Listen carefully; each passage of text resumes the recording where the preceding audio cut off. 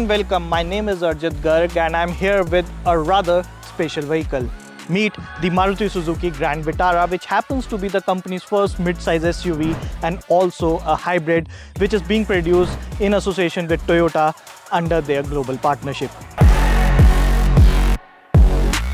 But what makes it so special is the very fact that on paper Maruti Suzuki is promising a lot of things in the new Grand Vitara, including the industry best mileage, loads of cabin space, off-roading capabilities and all the bells and whistles you can think in a mid-size SUV. But how good is this car in reality? Well, we'll just test drive this car to understand the SUV better and bring you our Maruti Suzuki Grand Vitara first drive review. Now, before moving forward, I have to talk about a crucial point, which happens to be the mileage of the Maruti Suzuki Grand Vitara.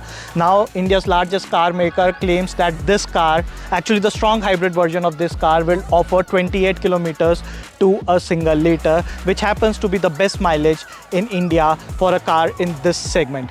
Now, by doing this, they have killed two birds in one shot.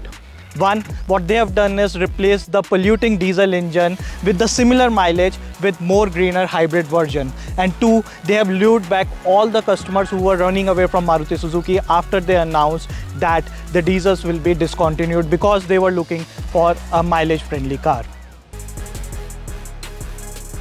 With mileage out of discussion, let's talk design now. The Maruti Suzuki Grand Vitara is based on the Toyota Urban Cruiser Hyryder and will share its design and the features with the same. So we will focus only on the Grand Vitara, not comparing it to Hyryder, and in all honesty, this is by far the most premium looking SUV from the Indian automaker.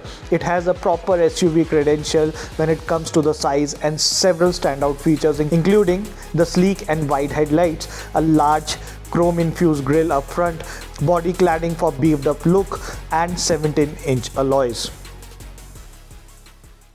Now, sitting inside the cabin of the Maruti Suzuki Grand Vitara, you realize how far along the brand has come in the overall designing of the cabin and also the equipment level. In fact, it is no less than any European, Japanese or Korean car for that matter. You get this large panoramic sunroof here, which is a first for any Maruti Suzuki car. You also get a digital instrument panel, a floating touchscreen infotainment screen, soft touch leather here and there, overall adding to the premiumness of this vehicle. Maruti Suzuki will retail the Grand Vitara through the Nexa dealerships, and it makes sense given the amount of premiumness you get inside the cabin. Nothing looks out of the place and you get segment leading features including a 9-inch connected infotainment system, HUD, ventilated seats, wireless charger, among others. Practicality wise, I found the space similar to what rivals are offering, with enough legroom, headroom and shoulder room to seat 3 adults abreast. There are enough cubby holes and spaces to throw your stuff around, while the boot is on a okayish side for the strong hybrid variant due to the battery space. Now, one of the key differences between the mild hybrid variant of the Maruti Suzuki Grand Vitara and the strong hybrid is the use of battery pack. Now, this battery has not only impacted the powertrain and the mileage, but also the boot space. As you can see here, we have the strong hybrid variant, which has a double stack boot. Reason being, Maruti has placed the battery pack here and removed the spare tire, which is now underneath the car. In case of the mild hybrid variant, the spare wheel is inside the boot only and there is no double stacking but a proper wide and deep boot.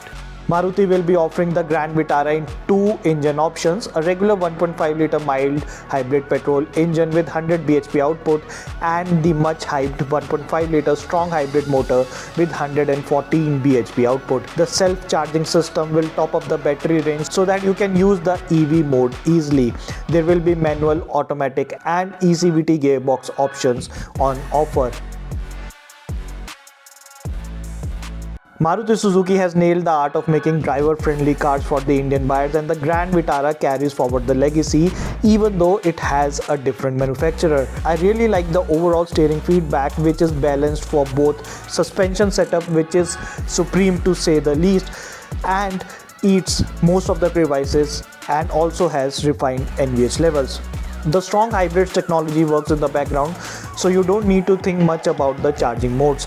The engine is powerful for the car of this size and the gearbox complements it well.